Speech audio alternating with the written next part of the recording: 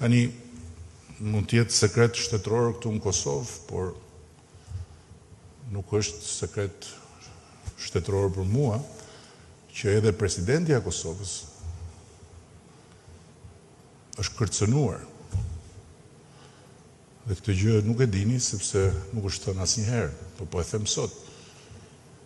Është kërcënuar, sepse nuk ka lejuar që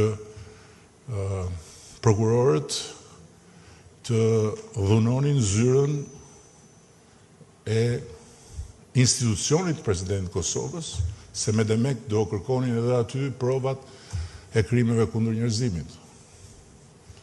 Gjë që natyrisht do ta vendoste Kosovën në sytë e botës si një shtet ku deri në zyrën e presidentit gjenden prova për krime kundër njerëzimit.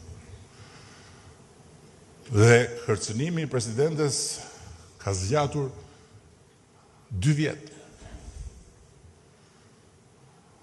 Por për nderin e saj dhe për nderin e Kosovës, ajo e ka ndaluar një gjë të tillë.